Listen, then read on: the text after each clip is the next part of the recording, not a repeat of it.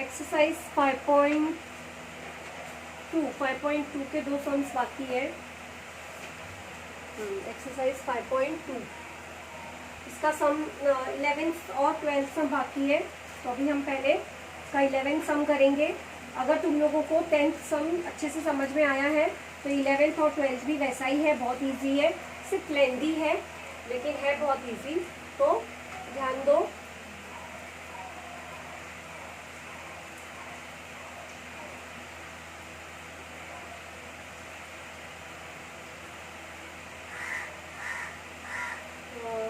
Question है, if ए के coordinates दिए हैं -14 और -10 और बी के कोऑर्डिनेट्स दिए हैं 6 और -2, मतलब इसके निर्देशांक दिए हैं और हमें is given find the coordinates of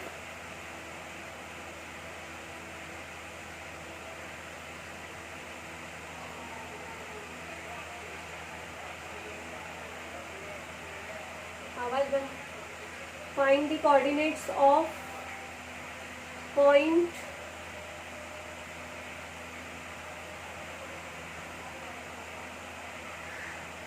which divide the segment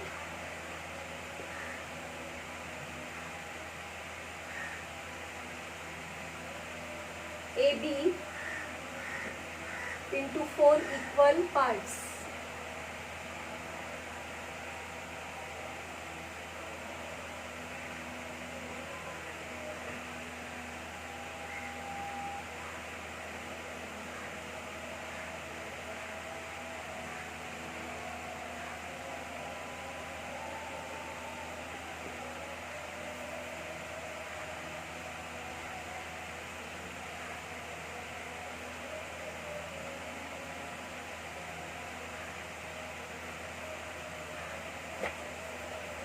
पहले हम इसके लिए रफ डायग्राम ड्रॉ करेंगे क्योंकि रफ डायग्राम से ही हमको समझ में आएगा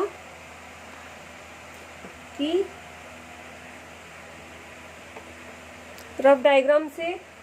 समझ में आएगा कि कैसे ये डिवाइड हो रहा है। सेगमेंट ए बी दिया है, ये हमारा सेगमेंट ए बी है, मतलब रेखाखंड ए बी।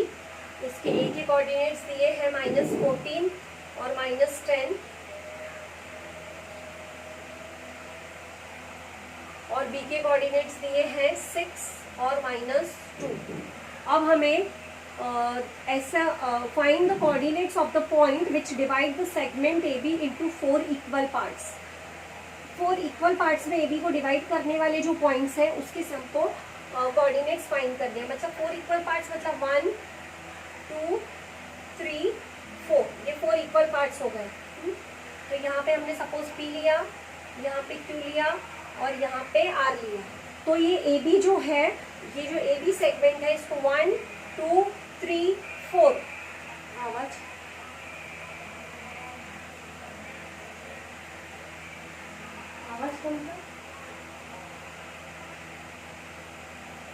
4 इक्वल पार्ट्स में डिवाइड कर रहा है ये सेगमेंट। तो अब हमको पॉइंट पी क्यू और आर के कोऑर्डिनेट्स फाइंड करने हैं। ये इक्वल पार्ट्स में डिवाइड कर रहा है, इसके कोऑर्डिनेट्स फाइंड करने हैं। तो कल हमने जैसा 10th सम में किया था वैसा ही हम इसमें रेशियो लेंगे क्योंकि दो पॉइंट्स के कोऑर्डिनेट्स तो हमें दिए हैं।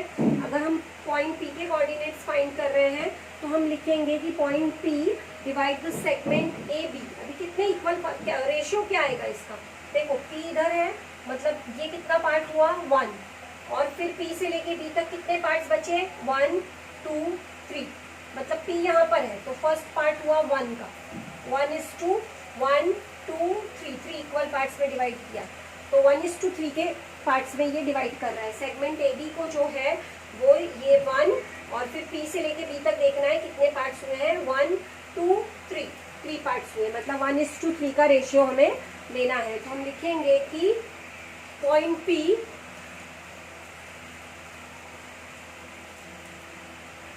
divides the segment AB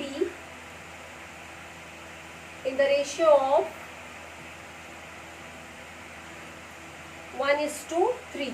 Hindi medium वाले क्या लिखेंगे, बिंदु P यह रेखाखंड AB को 1:3 के अनुपात में विभाजित कर रहा है।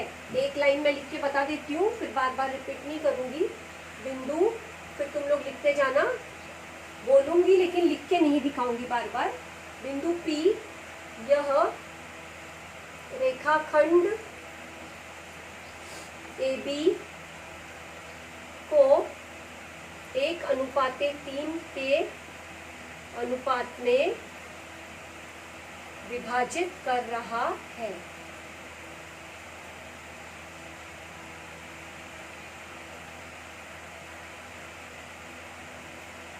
ये हो गया। अब मतलब इसका मतलब ये हुआ, देयरफॉर M और N जो है उसका रेशियो हो गया 1:3। 1:3। अब हम P के कोऑर्डिनेट्स सेक्शन फॉर्मूला से फाइंड करेंगे बाय यूजिंग, पहले हम इसके कोऑर्डिनेट्स लिख देते हैं। A के कोऑर्डिनेट्स है -14 और -10। ये हो गया x1 y1। फिर B के कोऑर्डिनेट्स हैं 6 और -2। ये हो गया x2 y2। और mn हमने यहाँ पे लिखा है। अब हम बाय यूजिंग सेक्शन फॉर्मूला, मतलब अंतः विभाजन के सूत्रानुसार,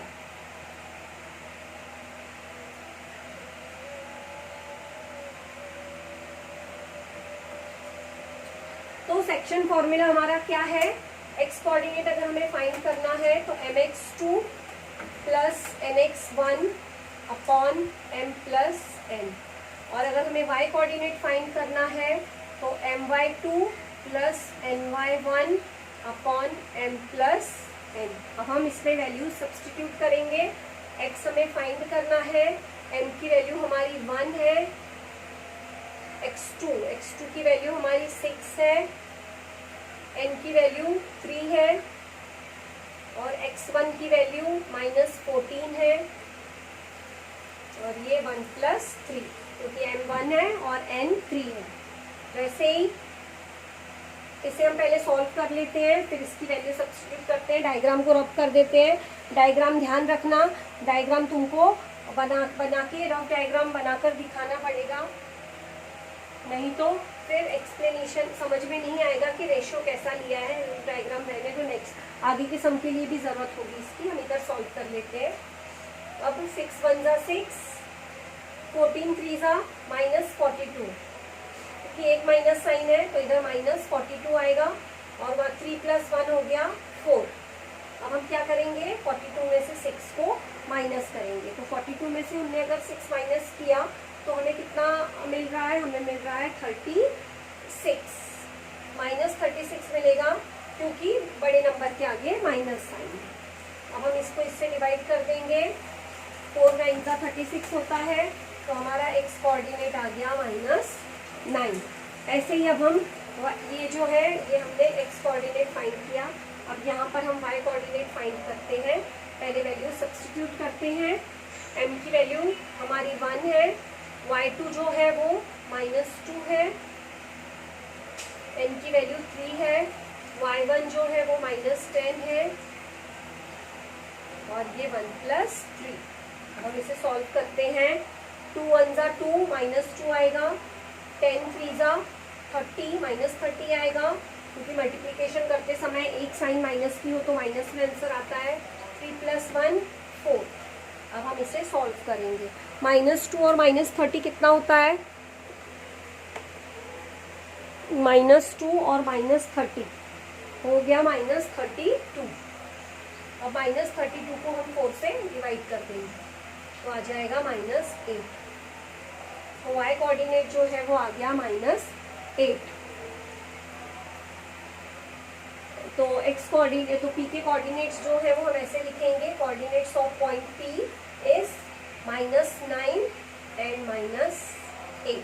तो ये हमारा फर्स्ट पॉइंट का कोऑर्डिनेट फाइंड करके हो गया।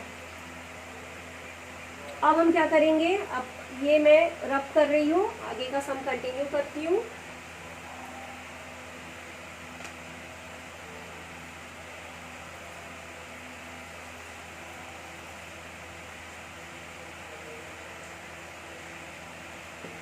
अब हमें हमारा एक पॉइंट का कोऑर्डिनेट हमने फाइंड कर लिया। किसका फाइंड किया? पी का। पी का कोऑर्डिनेट्स क्या आया? पी का कोऑर्डिनेट्स आया -9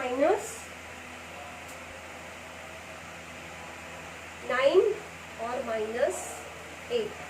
क्या हो गया? अब हमें फाइंड करना है क्यू कोऑर्डिनेट। तो क्यू कोऑर्डिनेट हम सेक्शन फॉर्मूले से भी कर सकते हैं, जैसा मैंने अभी बताया। सेक्शन फॉर्मूले से हम अगर क्यू लेंगे तो क्यू जो है वो ए बी को कितने पोर्शन में डिवाइड कर रहा है? देखो यहाँ पे भी 2 पार्ट्स हैं, यहाँ पे भी 2 पार्ट्स हैं, मतलब 2:2। लेकिन हम सेक्शन फॉर्मूला नहीं यूज करेंगे, हम कर सकते हैं, लेकिन उससे ज्यादा इजी है मिड पॉइंट फॉर्मूला, मध्य बिंदु का सूत्र। क्यों? क्योंकि मध्य बिंदु के सूत्र में ज्यादा कैलकुलेशन नहीं होती है, बहुत जल्दी हम आंसर फाइंड कर सकते हैं। करना चाहो तो किसी भी मेथड से कर सकते हो, सेक्शन फॉर्मूला मतलब अंतर विभाजन का सूत्र भी यूज कर सकते हो, या मध्य बिंदु का भी। तो जो इजी हो, जो कन्वीनियंट हो हमारे लिए, हम वो यूज करेंगे। तो कन्वीनियंस ही हमको इसमें कन्वीनियंट हमको ये है मिड पॉइंट थ्योरम, तो हम वो यूज करेंगे। अब क्यों मिड पॉइंट थ्योरम यूज कर रहे हैं वो मैं बताती हूँ। देखो ये 4 इक्वल पार्ट्स हो रहे हैं, इसका मतलब है कि हर पार्ट इक्वल है। इसका मतलब सपोज अगर ये 2 सेंटीमीटर का है तो ये भी 2, ये भी 2 और ये भी 2। ये ऐसे ही मैं एग्जांपल के लिए बता रही हूँ कि ये मिड पॉइंट क्यों है। तो अगर मैं इन दोनों को प्लस करती हूँ, इसको और इसको, तो इसका मेजर आ जाएगा 4। वैसे ही मैं अगर इन दोनों को प्लस करती हूँ 2 + 2, तो इसका भी आएगा 4। मतलब ये पोर्शन और ये पोर्शन इक्वल है। तो इसका मतलब ये जो क्यू है वो ए बी का मिड पॉइंट है। वो हमें करके नहीं दिखाना है, हमें डायरेक्ट लिखना है। वो सिर्फ मैं तुम लोगों को समझाने के लिए बता रही थी। हम लिखेंगे कि पॉइंट पी, इसमें अभी ये लाइन हमें इसकी जरूरत नहीं है तो इसे हम रब कर देते हैं।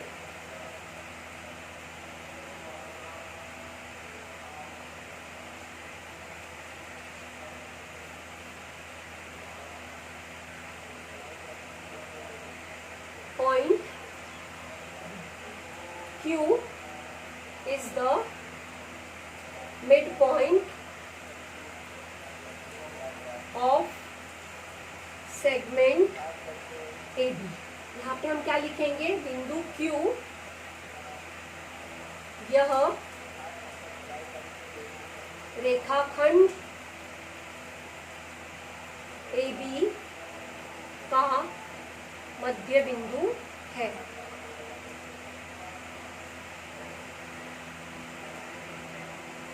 इसका मध्य बिंदु है।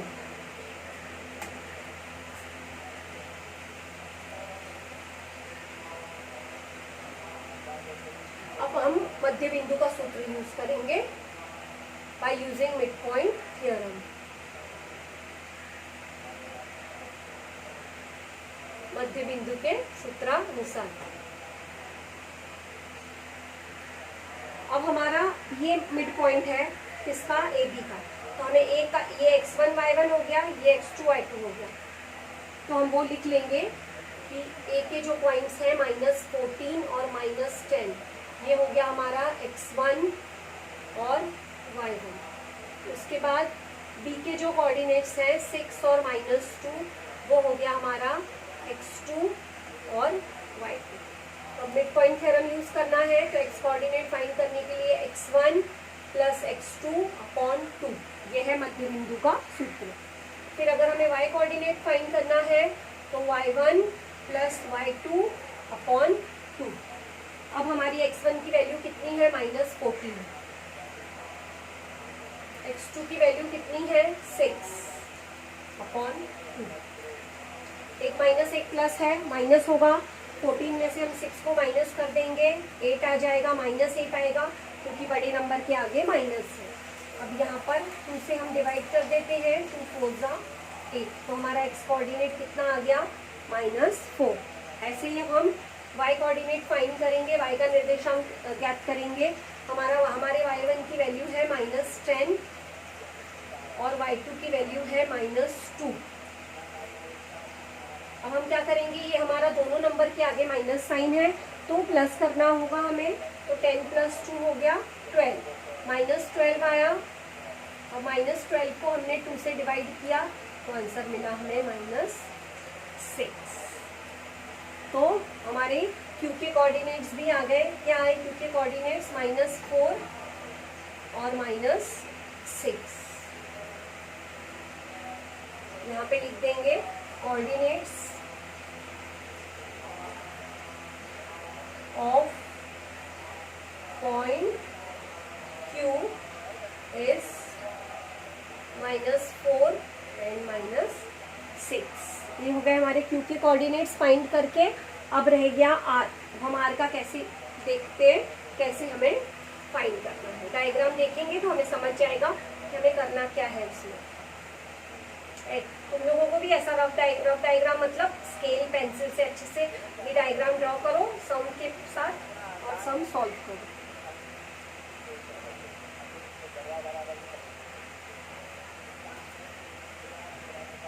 अब हमें कौन सा किस पॉइंट का कोऑर्डिनेट फाइंड करना है, अब हमें R का कोऑर्डिनेट फाइंड करना है। तो जो R है वो किसका मिड पॉइंट है, QB। देखो जब सब पार्ट इक्वल है तो इसका मतलब ये हुआ कि जो P है वो AQ का मिड पॉइंट है। हमने यहाँ पे मिड पॉइंट थ्योरम क्यों नहीं यूज़ किया P के कोऑर्डिनेट फाइंड करते समय, मतलब P के निर्देशांक निकालते समय, क्योंकि हमारे पास Q का कोऑर्डिनेट नहीं थे। Q के कोऑर्डिनेट होते अगर हमारे पास तो हम इसको भी मिड पॉइंट ले लेते और मिड पॉइंट थ्योरम से यूज़ कर लेते, लेकिन हमारे पास नहीं था इसलिए हमने सेक्शन फॉर्मूला यूज़ किया था। अब इसमें ये जो R है अगर हम इसे सेक्शन फॉर्मूले से यूज़ करेंगे तो हमें कैसा रेशियो लेना पड़ेगा। देखो R यहाँ पर है, मतलब इस साइड कितने पार्ट्स बने, 1 2 3, तो हो गया रेशियो 3। और इस साइड कितने पार्ट बने, 1, तो 3:1। लेकिन हम सेक्शन फॉर्मूला यूज़ नहीं कर रहे हैं, हम मिड पॉइंट थ्योरम यूज़ कर रहे हैं। तो मिड पॉइंट थ्योरम से जो पॉइंट R है वो मिड पॉइंट किसका है, सेगमेंट QB का। तो हम लिखेंगे point R is the mid point of segment QB।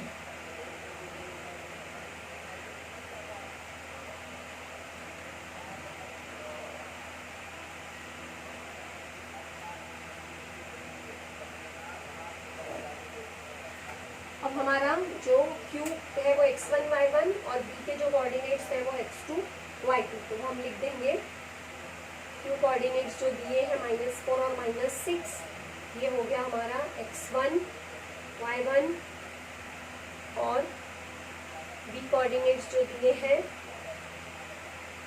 6 और -2, वो हो गया हमारा x2 और y2। अब हम मिड पॉइंट थ्योरम यूज करेंगे। x = x1 + x2/2। वैसे ही अगर हमें y कोऑर्डिनेट फाइंड करना है तो y1 + y2/2। तो अब हम क्या करेंगे, x1 की वैल्यू देखेंगे कितनी है। x1 की वैल्यू है हमारी -4। फिर हम x2 की वैल्यू देखेंगे, x2 की वैल्यू है हमारी 6। अब 1 - 1 प्लस है तो माइनस होगा, 6 में से 4 माइनस करेंगे तो आ जाएगा -2। तो अभी 2 से 2 को डिवाइड किया, आंसर आ गया हमारा -1। ऐसे ही अब हम y कोऑर्डिनेट फाइंड करेंगे। y1 की वैल्यू है -6, y2 की वैल्यू है -2। अभी हमारे दोनों ही नंबर्स के आगे माइनस साइन है तो प्लस हो जाएगा, -6 -2 -8। अब 2 से हम 8 को डिवाइड कर देंगे तो हमें y कोऑर्डिनेट मिल जाएगा -4। तो r के कोऑर्डिनेट क्या आ गए हमारे, -1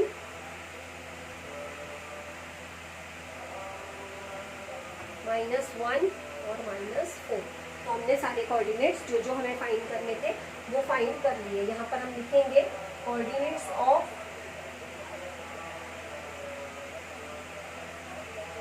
पॉइंट R is -1 and -4। तो ऐसे हमारे ये सब हमारा कंप्लीट हो गया। जितने पॉइंट्स के हमें कोऑर्डिनेट्स फाइंड करने थे हमने फाइंड कर लिए, मतलब जितने भी बिंदुओं के निर्देशांक हमें निकालने थे हमने इजीली फाइंड कर लिए। पहले में हमने सेक्शन फॉर्मूला यूज़ किया, मतलब अंतःविभाजन का सूत्र, और आगे हमने मध्य बिंदु का सूत्र मतलब मिड पॉइंट थ्योरम यूज़ किया। जो कन्वीनियंट हो वो करेंगे हम। अभी ये मिड पॉइंट थ्योरम में ज़्यादा कैलकुलेशन नहीं होती है, उसमें mx2 की वैल्यू चाहिए, फिर उसको मल्टीप्लाई करो, फिर सॉल्व करो, इसमें सिर्फ दोनों को प्लस करो और 2 से डिवाइड कर दो, इसलिए ये ज़्यादा इजी था तो हमने इसको ये मेथड से कर लिया।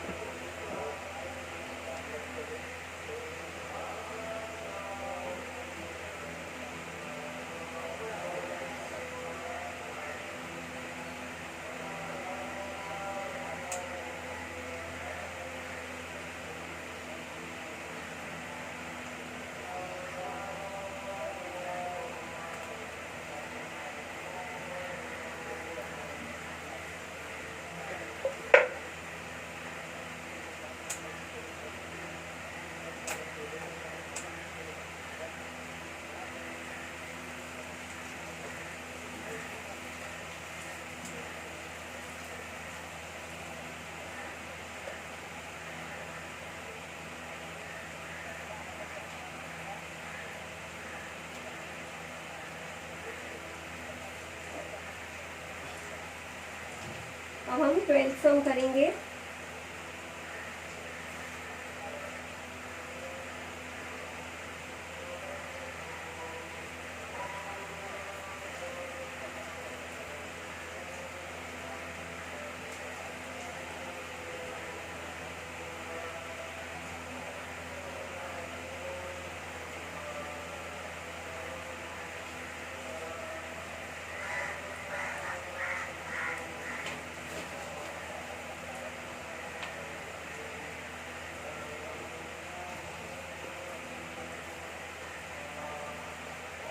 ट्वेल्थ सम में क्या दिया है? ए के कोऑर्डिनेट्स दिए हैं 20 और 10, बी के कोऑर्डिनेट दिए हैं 0 और 20,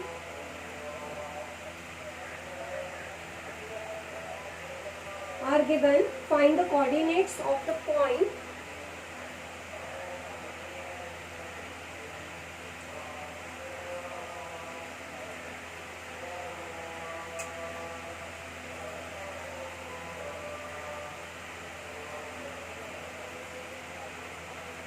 which divide the segment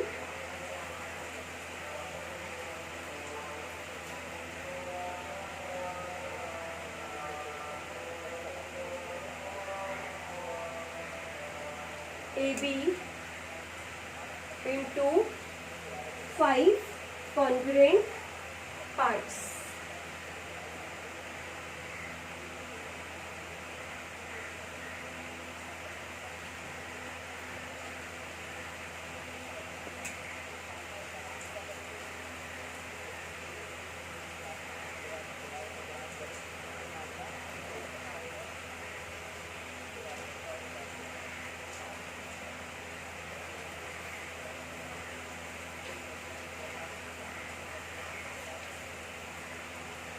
ये जो सम है इसमें सेगमेंट AB जो है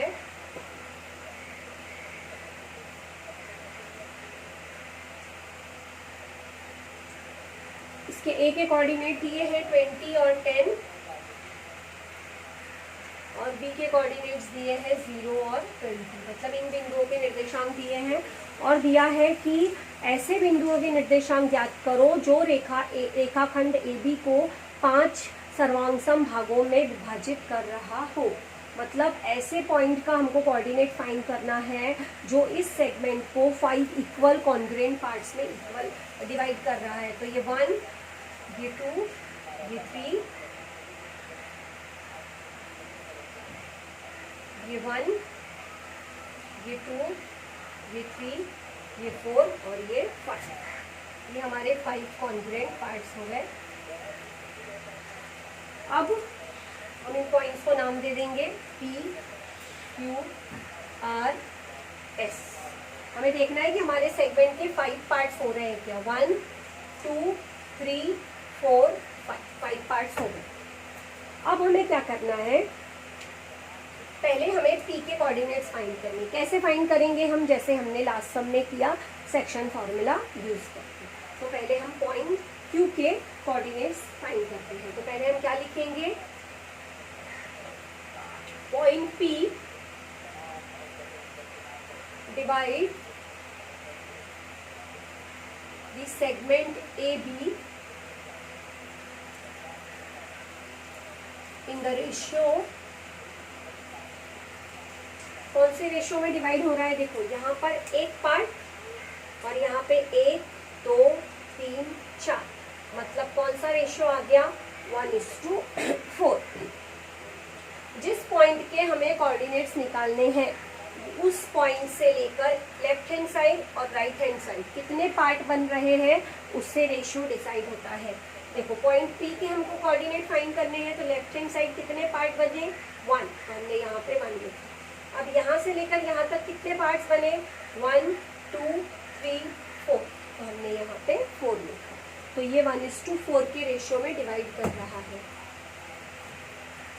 हिंदी मीडियम वाले क्या लिखेंगे, बिंदु P यह रेखाखंड AB को 1:4 के अनुपात में विभाजित कर रहा है। इसलिए जो हमारा m/n का रेशियो है वो हो गया 1:4।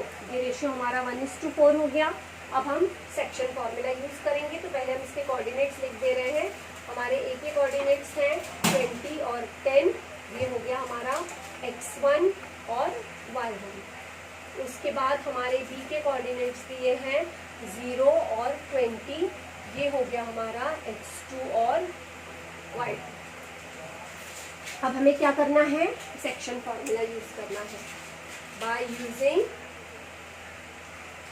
सेक्शन फॉर्मूला मतलब अंतः विभाजन के सूत्रानुसार।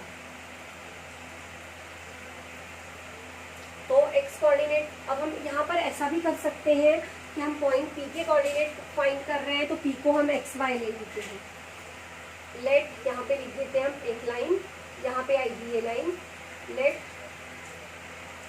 Point P's coordinate is x and y। माना बिंदु P के निर्देशांक x और y है। तो x कोऑर्डिनेट फाइंड कर रहे हैं हम पहले इसका। तो फॉर्मूला है हमारा mx2 plus nx1 upon m plus n।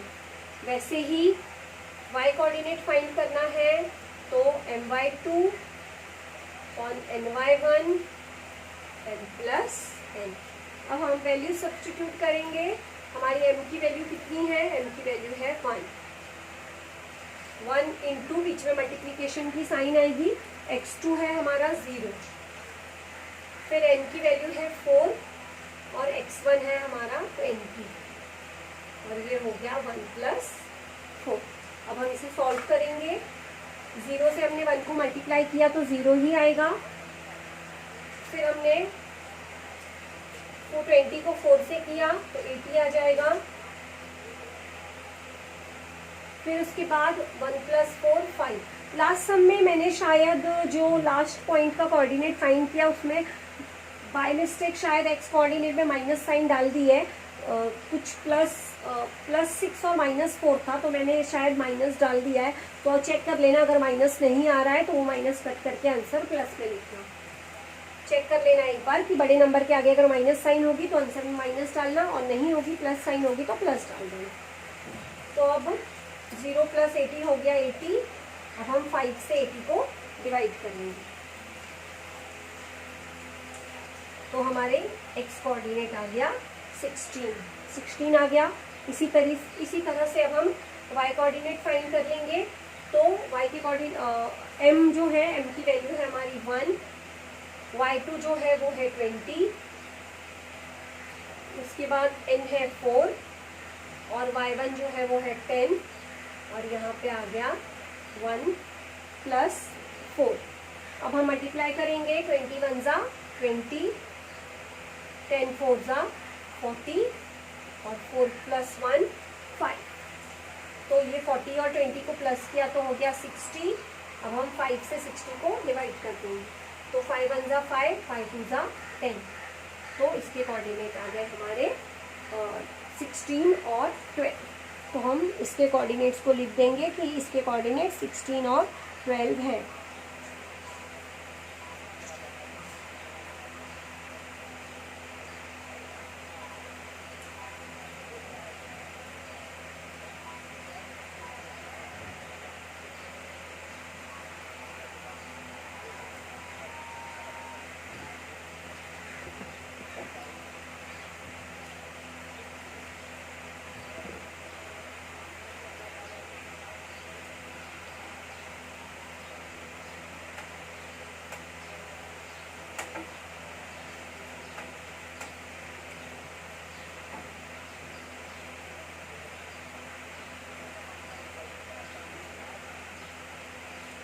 इसका आंसर जो है वो डाइजेस्ट में आगे पीछे कोऑर्डिनेट्स वही आएंगे, लेकिन आगे पीछे भी हो सकता है। क्यों? क्योंकि कभी ये लोग नाम अलग दे सकते हैं, उसके बाद ए बी की जगह यहाँ पे बी ले लेंगे, यहाँ पे ए ले लेंगे, तो भी हमारी वैल्यूज़ में फ़र्क हो जाएगा। मतलब आंसर सब सेम आएंगे, लेकिन अभी हमने पॉइंट पी यहाँ पर लिया है, और अगर इन्होंने यहाँ पर बी ले लिया और यहाँ पर ए ले लिया, तो ये वैल्यूज़ चेंज हो जाएंगी। वैल्यूज़ चेंज हो जाएंगी तो कोऑर्डिनेट भी चेंज हो जाएंगे। तो इसलिए हमको क्या करना है, हमारे जो आंसर है वो किसी एक पॉइंट मतलब सेम आएंगे। सपोज हमारा पी का जो कोऑर्डिनेट आया वो उनका किसी और पॉइंट का आएगा, हमारा जो आर का आया वो उनका पी का आएगा, ऐसा। बाकी आंसर सेम होंगे, सिर्फ पॉइंट के नाम में फ़र्क होगा। तो अगर उन्होंने यहाँ पे बी लिया है, यहाँ पर ए लिया है, तो वो वैल्यूज सब आगे पीछे हो जाएंगी। ये किसी पी का आंसर ना आके किसी और का आंसर आएगा, ये एस का आंसर आएगा। तो ऐसे हमें ध्यान रखना है कि हमारा जो आंसर है वो हमें सिर्फ ये चेक करना है कि हमारे जो आंसर है वो किसी न किसी एक पॉइंट का सेम होगा, सिर्फ नाम में फ़र्क हो सकता है।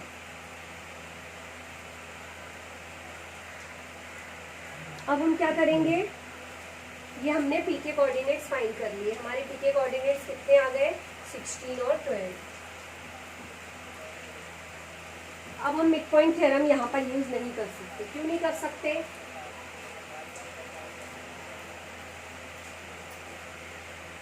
क्योंकि यहाँ पर 5 इक्वल पार्ट्स हो रहे हैं। अगर मैं इसको मिड पॉइंट लेती हूँ और इसके कोऑर्डिनेट्स फाइंड करती हूँ, नहीं, यहाँ पर मिड पॉइंट नहीं होगा, क्योंकि यहाँ पे 5 इक्वल पार्ट्स हैं। 4 जो है वो इवन नंबर था, तो इसलिए वो हमें मिड पॉइंट मिल गया। लेकिन 5 जो है वो ऑड नंबर है, विषम संख्या है, तो यहाँ पर हमें जो हम मिड पॉइंट थ्योरम है वो यूज़ नहीं कर सकते। तो हम क्या करेंगे, इसके लिए हम सेक्शन फॉर्मूले से ही वैल्यूज फाइंड करते जाएंगे। सिर्फ हमारा रेशियो चेंज हो जाएगा और बाकी की वैल्यूज सेम होगी। तो हम अब क्यू के फाइंड करते हैं। तो यहाँ पे हम सिर्फ चेंज कर दे रहे हैं, पॉइंट क्यू डाल दे रहे हैं यहाँ पे। अब क्यू और रेशियो चेंज हो जाएगा हमारा। तो क्यू का अब हमको रेशियो चाहिए, तो हम यहाँ पे देखेंगे पहले लेफ्ट हैंड साइड 1 2 पार्ट आ गए, और यहाँ पे देखेंगे यहाँ से लेके यहाँ तक कितने पार्ट्स हो रहे हैं, 1 2 3 पार्ट्स। मतलब इसका रेशियो है 2:3। हम इसका रेशियो चेंज कर देंगे 2:3, बाकी हमारी वैल्यूज सेम होंगी, और हम ऐसे ही फॉर्मूले में वैल्यूज डाल के इसे सॉल्व करेंगे।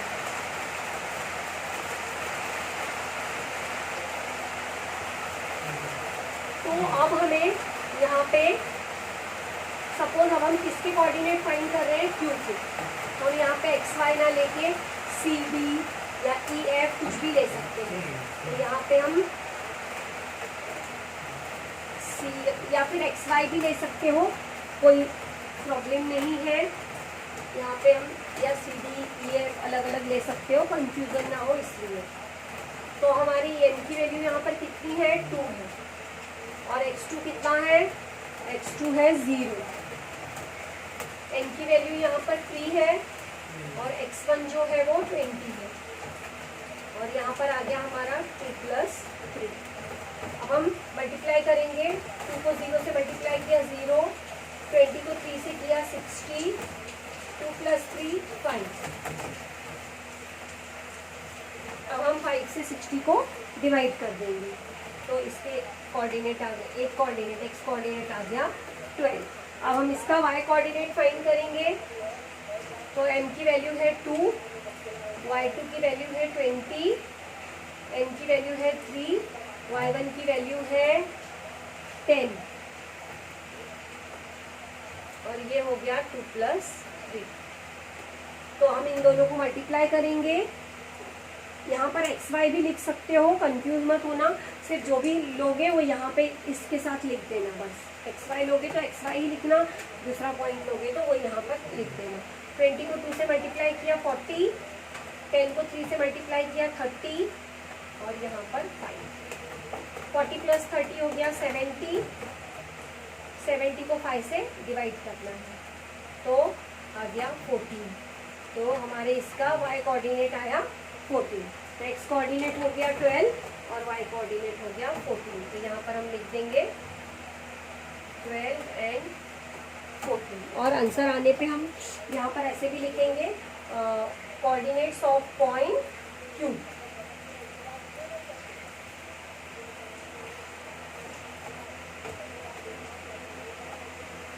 Is 12 and 14। बिंदु Q के निर्देशांक 12 और 14। अब हम R का फाइंड करेंगे, उसके बाद S का फाइंड करेंगे। तो सिर्फ यहाँ पे हम अपना पॉइंट का जो नाम और रेशियो बदल दे रहे हैं और यहाँ पे अल्फाबेट्स चेंज कर दे रहे हैं, बाकी हमारा सेम होगा।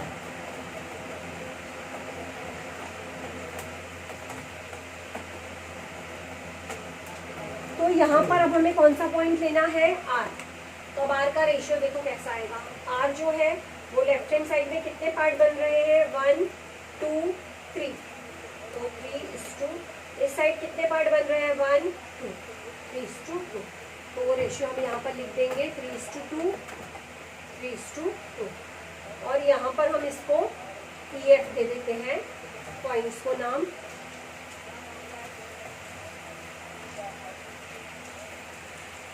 अब हम वैल्यू सब्स्टिट्यूट करेंगे।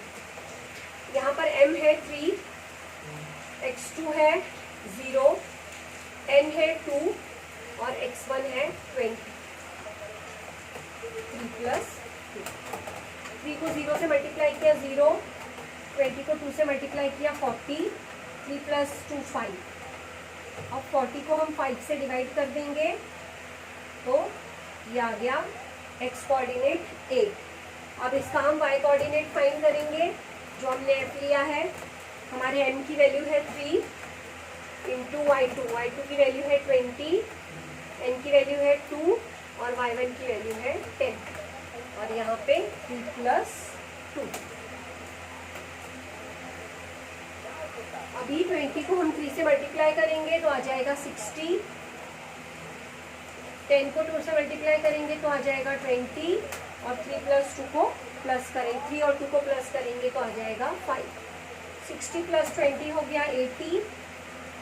अब हम इसे डिवाइड करेंगे तो f इसका कोऑर्डिनेट आया 8 एंड 16। तो यहाँ पे हम लिख देंगे कि coordinates of point R is 8 and 16। बिंदु R के निर्देशांक 8 और 16।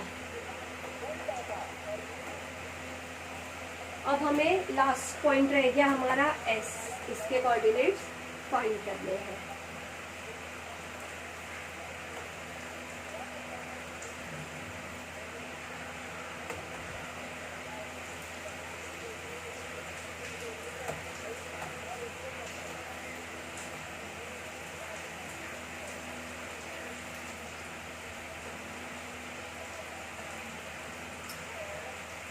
तो इसका रेशियो लेंगे हम। अब अभी S यहाँ पर है तो इस साइड देखेंगे, लेफ्ट हैंड साइड कितने पार्ट्स बन रहे हैं? 1 2 3 4 और इस साइड 1।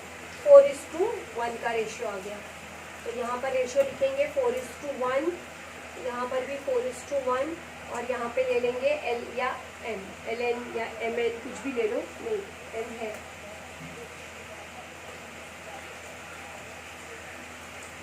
GH ले लेते हैं।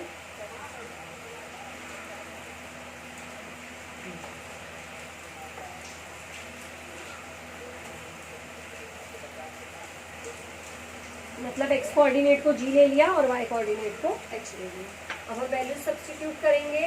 यहाँ पर n की वैल्यू 4 है, x2 जो है वो 0 है, n की वैल्यू 1 है और x1 जो है वो 20 है। 4 + 1।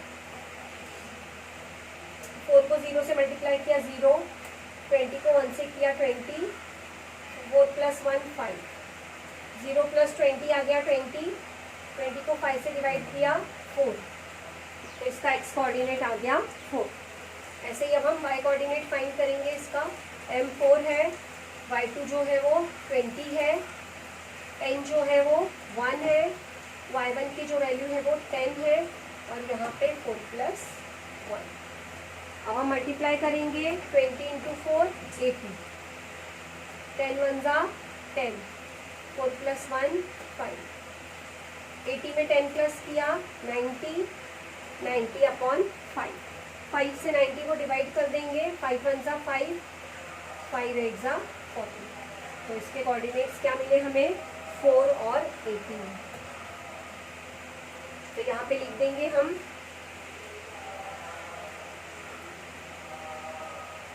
Coordinates of point S is 4 and 18। बिंदु S के निर्देशांक 4 और 18 है। तो ये एक हमारा सम क्या हुआ,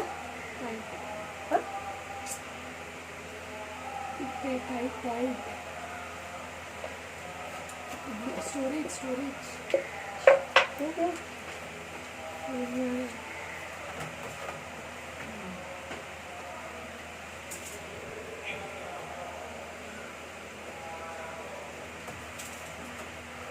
तो ये हमारा सम कंप्लीट हो गया। तो हम इसके जो हमारा नेक्स्ट एक्सरसाइज है वो हम नेक्स्ट पीरियड में स्टार्ट करेंगे। ये बहुत लेंदी सम थे, इसलिए आज हमने 2 ही सम्स किए, लेकिन बहुत लेंदी है इसलिए थोड़ा टाइम लगा सम्स करने में, और मैंने पूरे सॉल्व करके बताए हैं क्योंकि अगर मैं थोड़ा सा बता दी शायद तुम लोग कंफ्यूज हो जाते। अब तुम लोगों को अच्छे से समझ में आ जाएंगे सारे सम्स। तो अभी हमारी जो नेक्स्ट एक्सरसाइज है वो नेक्स्ट पीरियड में स्टार्ट है।